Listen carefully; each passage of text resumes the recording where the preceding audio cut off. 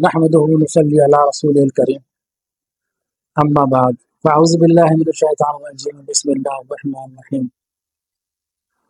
محترم ناظرین، آج سے ہم اپنا درس کا سلسلہ انشاءاللہ شروع کر رہے ہیں، اور سب سے پہلے انشاءاللہ ہم سورہ فاتحہ سے شروع کریں گے، اور اسی ترتیب سے انشاءاللہ ہم پورا قرآن شریف پڑھنے کی سمجھنے کی کوشش کریں گے انشاءاللہ۔ اور اللہ پاک سے دعا ہے کہ ہمیں قرآن پاک کو صحیح پڑھنا اور سمجھنا اور اس پر عمل کرنے والا بنا دے۔ محترم ناظرین، قرآن پاک کو سمجھنے کے لیے جو ترجمہ اور تفسیر پڑھی جاتی ہے، اس کے تو علماء اکرام نے بہت سے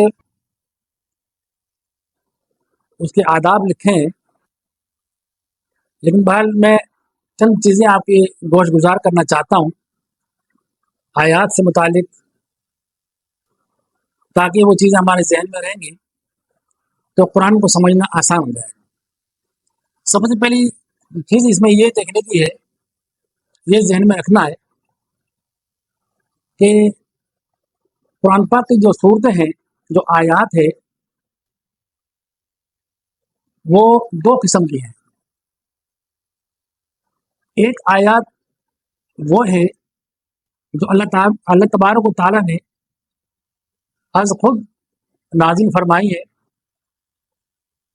جس میں انسانوں کے لیے، بالخصوص مسلمانوں کے لیے کچھ قواعد ہیں، کچھ اصول ہیں، کچھ آداب ہیں اور کچھ قوانین بتائے گئے ہیں، اور انسانوں کی رہنمائی کے لیے بہترین اور سنوری اصول بتائے گئے ہیں۔ اور دوسری قسم آیات کی وہ ہیں جو کسی کے سوال کے اوپر جواباً نازل کی گئی، یا کوئی ایسا واقعہ پیش آ گیا اس کے بارے میں نازل کی گئی۔ اور ناظرین محترم، اس کے ساتھ ساتھ ہمیں اس بات کا بھی ذہن میں رکھنا ہے کہ قرآن پاک کی ہر آیت یا تو اپنے سے اگلی آیت کی تمہید ہے یا اپنے سے پچھلی آیت کی تشریح ہے، ایک یہ ذہن میں رکھنا ہوتا ہے۔ دوسری محترم ناظرین، آیات کی اقسام ایسی ہیں جس میں بتایا گیا ہے کہ آیات کا جو پس منظر ہوتا ہے، یا جس واقعے کے متعلق آیت نازل ہوئی ہے اس کا پس منظر بھی جاننا بہت ضروری ہوتا ہے۔ اس سے قرآن کو سمجھنے میں آسانی ہوتی ہے۔ اس کو کہتے ہیں قرآنی اصطلاح میں شان نزول۔ تو بعض آیتوں کا شان نزول بھی ہوتا ہے، اس کو بھی سمجھنا ضروری ہوتا ہے۔ جو چند چیزیں ہیں جس کو ذہن میں رکھیں گے ہم انشاءاللہ، تو اس طرح سے پڑھتے رہیں گے تو اللہ تعالیٰ ہمیں سمجھ عطا فرمائے۔ تو انشاءاللہ شروع کرتے ہیں سورہ فاتحہ سے۔ سورہ فاتحہ کے پہلے مختصر تعارف کرا دیتے ہیں کہ سورہ فاتحہ وہ سورت ہے جو سب سے پہلی نازل ہوئی ہے۔ اب علماء کرام نے لکھا کہ سب سے پہلی بہت سی آیتیں نازل ہوئی، سورہ علق کی آیتیں ہیں اور سورہ مزمل کی آیتیں ہیں، لیکن وہ آیات نازل ہوئی یہ باقاعدہ سورت کی شکل میں، یہ پوری کی پوری ایک کٹھی، یعنی ایک یکجا ہو کے یہ نازل ہوئی ہے۔ صورتوں میں سے پہلی صورت ہے سورہ فاتحہ۔ محترم ناظرین، اس صورت میں 7 آیات ہیں۔ یہ صورت 7 آیات پر مشتمل ہے، جن میں سے پہلی 3 آیات اللہ تعالیٰ کی حمد و ثنا، اور 3 آیتوں اور باقی آخری 3 آیتوں میں انسان کی طرف سے دعا و درخواست کا مضمون ہے، جو اللہ رب العزت نے اپنے رحمت سے، اپنے فضل سے خود ہی انسانوں کو سکھائی۔ اور درمیانی ایک آیت ہے جو دونوں چیزیں مشترک ہے، کچھ حمد و ثنا کا پہلو ہے اور کچھ دعا و درخواست کا۔ حضور نبی کریم صلی اللہ علیہ وسلم کی حدیث مبارک ہے، اس کا مفہوم یہ ہے کہ اللہ تعالیٰ نے فرمایا کہ نماز یعنی کہ یہ سورہ فاتحہ یہ میرے اور بندے کے درمیان میں 2 حصوں پر تقسیم کی گئی ہے، نصف میرے لیے اور نصف میرے بندے کے لیے۔ جو میرا بندہ مانگتا ہے وہ اس کو دیا جائے گا۔ اور حدیث میں حضور نبی کریم صلی اللہ علیہ وسلم فرمایا کہ جب بندہ کہتا ہے الحمدللہ، اللہ فرماتے ہیں بندے نے میری تعریف کی، میری حمد بیان کی، اور جب کہتے ہیں الرحمن الرحیم تو اللہ تعالیٰ فرماتا ہے کہ میرے بندے نے میری تعریف، میری ثنا اور میری توحید بیان کی۔ اور جب بندہ کہتا ہے مالک یوم الدین تو اللہ فرماتا ہے کہ میرے بندے نے میری بزرگی بیان کی ہے۔ اور جب بندہ کہتا ہے کہ ایاک نعبد و ایاک نستعین تو اللہ تعالیٰ فرماتا ہے کہ یہ آیت میرے اور میرے درمیان مشترک ہے، کیونکہ اس میں ایک پہلو حق تعالیٰ کے حمد و ثنا کا ہے اور دوسرا پہلو بندے کی درخواست، دعا اور درخواست کا ہے۔ اس کے ساتھ یہ بھی ارشاد ہوا کہ میرے بندوں کو وہ چیز ملے گی جو اس نے مانگی ہے۔ اور پھر جب بندہ کہتا ہے اہدنا الصراط المستقیم تو حق تعالیٰ فرماتا ہے کہ یہ سب میرے بندے کے لیے ہے اور اس کو وہ چیز ملے گی جو اس نے مانگی ہے۔ آخر تک پھر یہی مضمون ہے۔ تو محترم ناظرین، قرآن پاک کو پڑھنے سے پہلے اعوذ باللہ من الشیطان الرجیم یہ پڑھنا ضروری ہے، کہ اس لیے اللہ تعالیٰ نے ہمیں خود فرمایا جب قرآن پڑھا جائے تو شیطان اور مردود سے، یعنی اس کی اللہ سے پناہ مانگی جائے، شیطان مردود کی شر سے۔ اور بسم اللہ الرحمن الرحیم یہ سنت ہے، یعنی حضور نبی کریم صلی اللہ علیہ وسلم کہ جو بھی اچھا اور خیر کا کام کیا جائے وہ بسم اللہ سے شروع کی جائے۔ تو اسی طرح سے شروع کرتے ہیں۔ اور یہ سورہ فاتحہ مکی صورت ہے، اس میں ایک رکوع ہے اور 7 آیات ہیں۔ اعوذ باللہ من الشیطان الرجیم، بسم اللہ الرحمن الرحیم۔ الحمدللہ، تمام تعریفیں اس اللہ کے لیے، رب العالمین جو رب ہے تمام جہانوں کا۔ الحمدللہ، تمام تعریفیں، یعنی دنیا میں جتنی بھی تعریف کسی چیز کی بھی ہو سکتی ہے، دنیا میں ہزاروں قسم کے نظارے، ہزاروں قسم کی چیزیں بنی ہوئی ہیں جو انسان کو اپنی طرف، اپنی تعریف کی طرف کھینچتی ہے۔ در حقیقت وہ اس چیز کی تعریف نہیں ہوتی ہے بلکہ اس کے بنانے والے کی تعریف ہوتی ہے۔ اب جیسے کوئی شاہکار بناتا ہے، کوئی اچھی پینٹنگ ہے، کوئی اچھی تصاویر ہے یا کوئی بھی چیز بناتا ہے تو لوگ اس کی تعریف کرتے ہیں، تو در حقیقت وہ چیز کی تعریف نہیں کر رہے ہوتے، وہ اس مصور کی تعریف کر رہے ہوتے ہیں جس نے ان کو تخلیق کیا، بنایا۔ دراصل کسی بھی چیز کی تعریف در حقیقت اللہ تعالیٰ کی تعریف ہے۔ تمام تعریفیں اللہ کے لیے۔ جو بھی چیز کائنات میں نظر آ رہی ہے ہمیں، اس کا خالق تو اللہ پاک ہے، تو کسی چیز کی تعریف کرنا ہے مراد اللہ کی تعریف ہے۔ رب العالمین جو رب ہے تمام جہانوں کا۔ اصل میں رب کے معنی عربی لغت میں تربیت اور پرورش کرنے والے کے آتے ہیں، اور تربیت اس کو کہتے ہیں کہ کسی چیز کو اس کے تمام مسالے کا رعایت کرتے ہوئے اس کو درجہ بدرجہ آگے بڑھانا یہاں تک کہ وہ حد کمال کو پہنچ جائے، اس کو کہتے ہیں تربیت۔ یہ لفظ رب صرف اللہ کی ذات کے لیے مخصوص ہے، یہ اللہ کا ذاتی نام ہے، کسی اور کے لیے ہم یہ لفظ استعمال نہیں کر سکتے بغیر کسی اضافت کے۔ کیوں کہ ہر مخلوق اپنی تربیت میں، اپنی پرورش میں رب العالمین کی محتاج ہے، تو جو خود کسی کی محتاج ہو وہ کسی کی کیا پرورش کرے گی؟ اسی لیے رب صرف اللہ کے لیے بولا جائے گا۔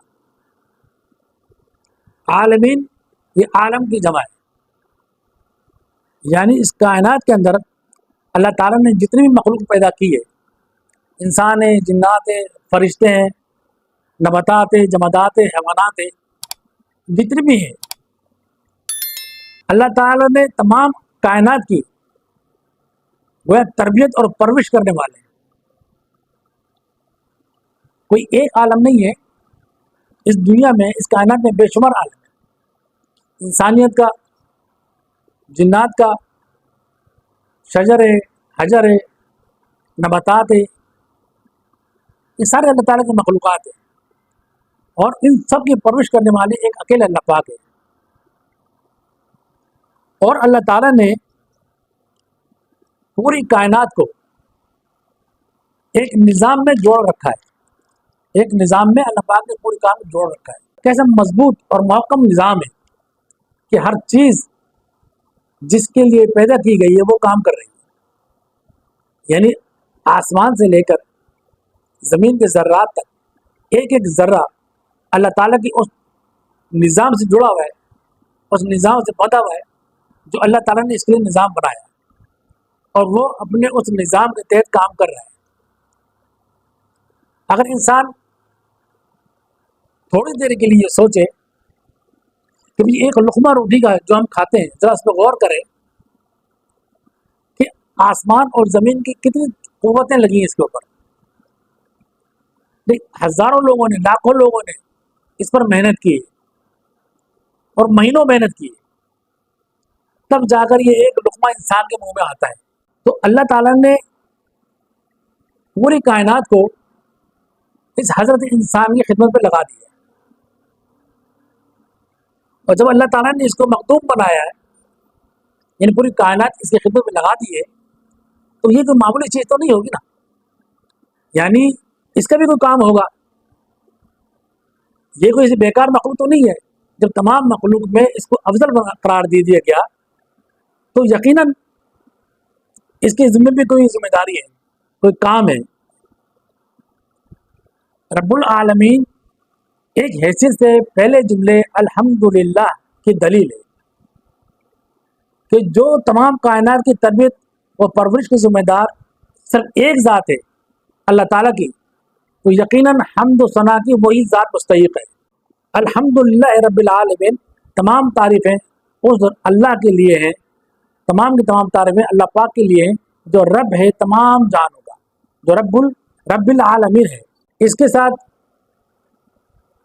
دوسری آیات الرحمن الرحیم، اس میں اللہ تعالیٰ کے دو صفاتی ناموں کا ذکر ہے، ایک رحمان اور ایک رحیم. یہ دونوں صیغے مبالغے کے ہیں، اس میں بہت زیادہ کثرت اور وہ وسعت پائی جاتی ہے. رحمان بہت رحم کرنے والا، رحیم سب سے زیادہ رحم کرنے والا. یہ دونوں صیغے مبالغے کے ہیں جن میں رحمت خدا بندی کی وسعت و کثرت پائی جاتی ہے. اس صفت کے ذکر کرنے میں شاید اس طرف اشارہ ہے کہ تمام کائنات و مخلوقات کی تربیت و پرورش اللہ تعالیٰ نے اپنے جو ذمہ داری لی ہے وہ کسی اپنی ضرورت کے تحت نہیں لی ہے اور نہ کسی دباؤ کے تحت لی ہے. یہ اس کی یعنی عظیم رحمت ہے، یہ رحمت کا تقاضا ہے اس کا کہ پوری کائنات کے اوپر اللہ کی رحمت چھائی ہوئی ہے. مالک یوم الدین، جو مالک یوم الدین کا، جو مالک ہے یوم جزا کا. مالک ملک سے مشتق ہے، جس کے معنی ہے کسی چیز پر ایسا قبضہ کرنا کہ وہ اس کے تصرف میں، جس کے تصرف کرنے کی جائز قدرت رکھتا ہو. دین کے معنی جزا دینا ہے، یعنی مالک یوم الدین کا ترجمہ، لفظی ترجمہ ہوا مالک روز جزا کا، یعنی روز جزا میں ملکیت وہ ملک کسی چیز کے اوپر بھی کسی کا کوئی قبضہ نہیں ہوگا سوائے ایک اللہ تعالیٰ کے. لوگوں کو صلے ملتے ہیں، اصل صلہ تو آخرت میں، مرنے کے بعد کی زندگی جو آئے گی آخرت میں صحیح صلہ نیکیوں کا یا بدی کا یا اچھے کام کا یہ وہیں ملے گا. دنیا جزا و سزا کی جگہ نہیں ہے، اور نہ ہی کسی کی حقیقی ملکیت یہاں ہو سکتی ہے. ظاہر مالک یوم الدین روز جزا کا مالک اللہ ہے. کسی کے ذہن میں یہ بھی خیال آ سکتا ہے کہ مالک تو ہم بھی ہیں، ہمارے پاس بھی ملک ہے، مال ہے، بلڈنگ ہے، کارخانے ہیں، گھر ہے اور بہت سی چیزیں کے ہم مالک ہیں. لیکن در حقیقت یہ ملکیت عارضی ملکیت ہے. اللہ تعالیٰ نے یہ اس انسان کو چیزیں دے کر ازمائش میں ڈال دیا کہ یہ بندہ دیکھیں اس چیزوں کو استعمال کیسے کرتا ہے. اور یقیناً بہت سے لوگ ایسے ہیں دنیا میں جو بہت محنت کرتے ہیں، مشقت کرتے ہیں. بہت سے ان کے معاملات ایسے ہوتے ہیں کہ ان کو انصاف نہیں مل پاتا، حتیٰ کہ بیچارے فوت ہو جاتے ہیں، مر جاتے ہیں، لیکن انصاف کے حصول کے لیے در بدر رہتے ہیں لیکن ان کو انصاف نہیں ملتا ہے. بہت سے معاملات ایسے ہوتے ہیں انسان کے.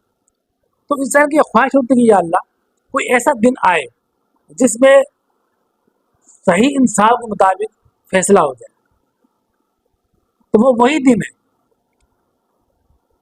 جس کے متعلق اللہ پاک فرماتے ہیں مال کی یوم الدین، وہ مالک اس دن کا، اس جزا کے دن کا جس میں کسی کا اختیار نہیں ہوگا سوائے ایک اللہ کے، اور وہ ٹھیک ٹھیک فیصلہ کر دے گا۔ لہٰذا ہمیں جو بھی عمل کرنے سے پہلے اس بات کو سوچنا چاہیے کہ ایک دن ایسا آنے والا ہے جہاں پر ہم نے اپنے اعمال کا تمام حساب کتاب دینا ہے۔ اگر اچھے اعمال کریں گے تو وہاں اس کی جزا پائیں گے، اور اگر غلطی کریں گے، برائی کریں گے، تو برا کام کریں گے، یقیناً اس کی سزا پائیں گے۔ وہاں جو انسان کو دیا جائے گا بدلہ، وہ اس کی اس دنیا کی محنت کے مطابق دیا جائے گا جیسا اس نے کیا ہوگا۔ اگر اچھے کام کے وقت لگایا ہوگا تو اس کی جزا اچھی ہوگی، اور برے کام پہ لگایا ہوگا تو اس کی بری جزا ہوگی۔ اللہ تعالیٰ ہمیں اچھی جزا دے اور نیک عمل کی توفیق نصیب فرمائے۔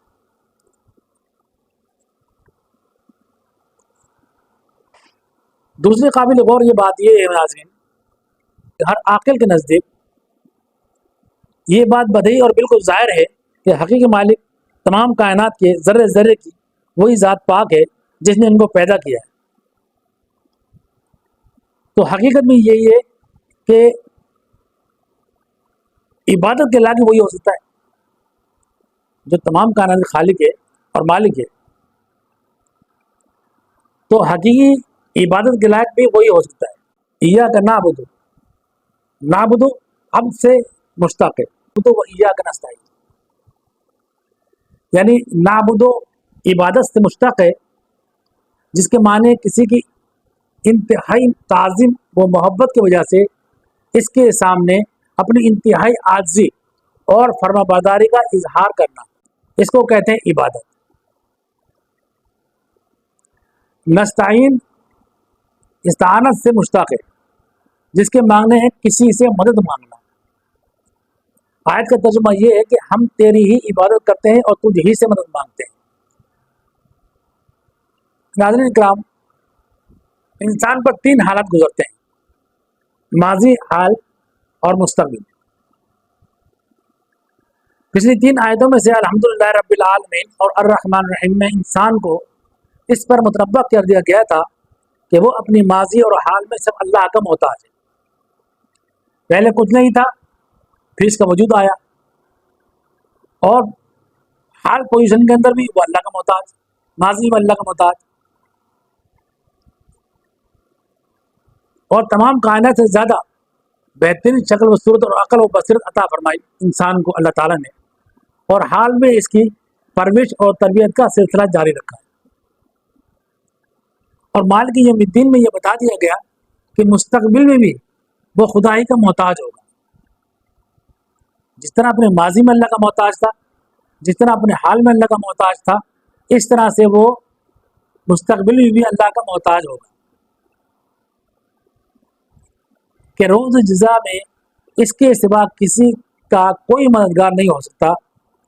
جب ان تینوں آیتوں میں یہ واضح کر دیا گیا کہ انسان اپنی زندگی کے تینوں دور میں خدائی کا محتاج ہے، تو اس کا طبعی اور عقلی تقاضا یہ ہوا کہ عبادت بھی اسی کی کرنی چاہیے، یعنی عبادت بھی اسی کی جائے، کیونکہ عبادت جو انتہائی تعظیم و محبت کے ساتھ اپنی انتہائی عاجزی کا نام ہے، وہ کسی دوسری ہستی کے لائق ہو ہی نہیں سکتا۔ اس کا نتیجہ لازمی یہ ہے کہ ایک عاقل انسان پکار اٹھے گا کہ ہم تیرے سوا کسی کی بات نہیں کرتے۔ اسی مقتضی تباہ کو ایاک نعبد میں ظاہر فرمایا گیا ہے۔ اور جب یہ معلوم ہو گیا کہ حاجت روا صرف ایک ہی ذات ہے، اللہ تعالیٰ کی ہے، تو اقتضاء عقل یہ ہے کہ اپنے کاموں میں مدد بھی صرف اسی سے مانگنا چاہیے۔ غرض اس چوتھی آیت میں ایک حیثیت سے اللہ تعالیٰ کی حمد و ثنا ہے کہ عبادت و اعانت کے لائق صرف وہی ذات ہے، اور دوسری حیثیت سے انسان کی دعا و درخواست ہے کہ ہماری مدد فرمائیے، اور تیسری حیثیت اور بھی ہے کہ اس میں انسان کو اس کی تعلیم دی گئی ہے کہ اللہ کے سوا کسی کی عبادت نہ کرے، حقیقی طور پر اللہ کے سوا کسی کو حاجت روا نہ سمجھے اور کسی کے سامنے دست سوال دراز نہ کرے، اور حقیقی طور پر اللہ کے سوا کسی کو حاجت روا مشکل کشا نہ مانے۔ اس آیت میں یہ بات بھی قابل غور ہے کہ ارشاد یہ ہے کہ ہم تجھ ہی سے مدد مانگتے ہیں، کس کام میں؟ یعنی ہر چیز میں، عبادات کی اقسام ہو یا ضرورات کی ہو یا جس چیز کی بھی ہو، انسان اپنی ہر ضرورت کے لیے اللہ کا محتاج ہے، اور ہر چیز میں وہ اللہ ہی سے مدد مانگتا ہے اور اس کو ماننی چاہیے۔